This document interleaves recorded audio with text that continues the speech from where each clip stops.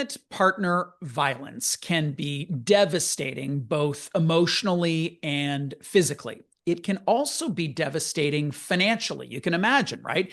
And there are relatively few resources to support victims in that regard, perhaps until now. Our next guest is Becky Western-Macfadyen. She is the financial coaching manager at Credit Canada, and she's been working with an organization called WomenACT to create a program for survivors of intimate partner violence. She joins us now to talk about that. Hello, Becky. Hi, Bruce.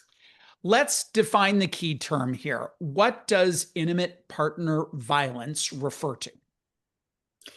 Well, intimate partner violence, also known as IPV, is more than just a physical harm. It's a pattern of behavior used by one partner to control another. So that can take different forms. It can be emotional, psychological, sexual, and financial. If I were to put it into terms of economic abuse, that can include things like taking out debt in a partner's name or withholding money or access to bank accounts, sabotaging employment, forcing financial independence. So it's really just about stripping away a person's sense of autonomy and safety, including their financial safety. So many consequences. You gave us some examples of things that can happen, but the impact of those things can be really devastating. Talk a bit about that in terms of the financial consequences of IPV. Wow, there's definitely a financial ripple that happens, and the effect is enormous. So many of the women that we worked with in the EASE program came into shelters with no access to bank accounts or with significant debt that they didn't create themselves.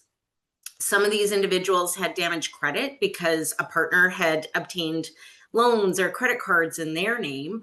And others had simply been out of the workforce for so many years that, rebuilding financial independence meant starting from scratch. You've developed this program that we're here to talk about. What was the objective of that program? And tell us a bit about the design. How does it work? It was really to empower these women and give them financial confidence and knowledge so that they could, start off with a great start. Now, this program I've had the privilege of facilitating is a 4-week financial coaching program as part of WomenACT's EASE initiative. And just to elaborate, that stands for Economic Abuse Support and Empowerment. Now, that program's been funded through the Women and Gender Equality Canada's Women's Program. So this is where we delivered virtually to women that had accessed one of 3 shelters in the Toronto area so that we could meet women right where they were, both emotionally and physically. To just explain some of the topics we got into, we talked about things like understanding net worth and budget, learning to prioritize goals, setting SMART goals that they could achieve, building financial safety net, understanding credit scores and debt reduction strategies, and connecting community resources for ongoing support. You do financial coaching with lots of different groups and have for years. What are some of the things that this group has to deal with that might be different from other groups that you work with? Right, definitely some unique challenges. There's 3. The first one is access to tech. So simply some of these women were joining from the shelter or from, a friend's house. So limited Wi-Fi or sharing devices. So we had to be flexible on how they were accessing. Second, emotional readiness, right? Some are still processing some trauma. So we had to go at the right pace, make sure that they felt safe and in control. And finally, trust. They had to be able to trust themselves again. They had this thought that, they weren't good with money. And we had to really build that trust up so they could see themselves in a different way so that they could feel comfortable. Really, it was more about making sure they understood they deserve support that felt empowering, not judgmental. I'll share one thing. One person said during the class, she had said, I thought this class was going to make me feel small, but instead it helped me feel seen. So that was a powerful goal that she was able to achieve. Wow. You've spent your career as a credit counselor. So really living at the intersection of the psychology and the emotions of money and the practical, like, okay, what do I do differently here?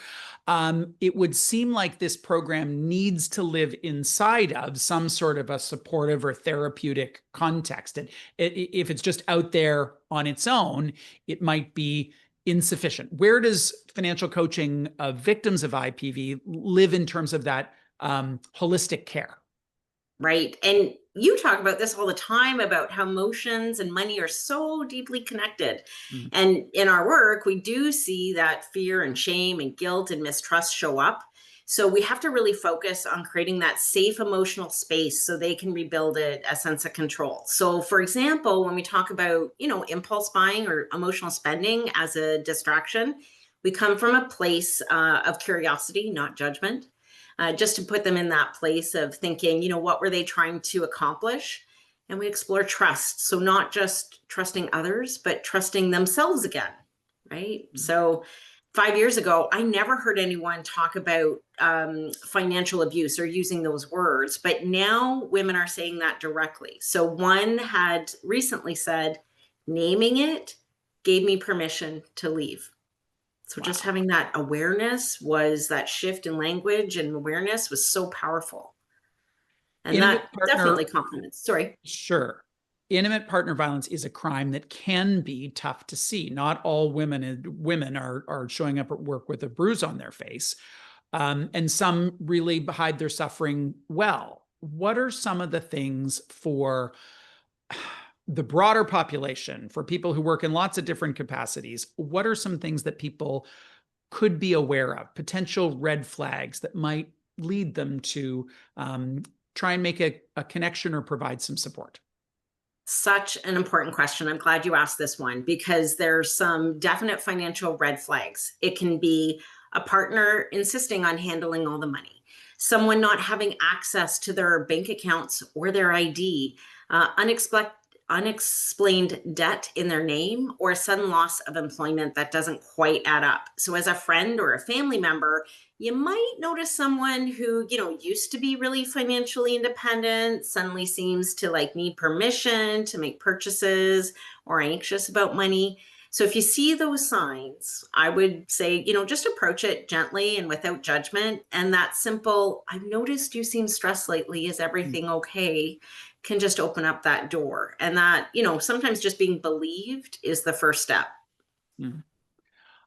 Where can people find out more about this program? I know it's a relatively small program size currently, but I think some great resources and one in which you're offering asynchronously, if I could use that cliche term. But where could people find out more about the program, about WomenACT, et cetera?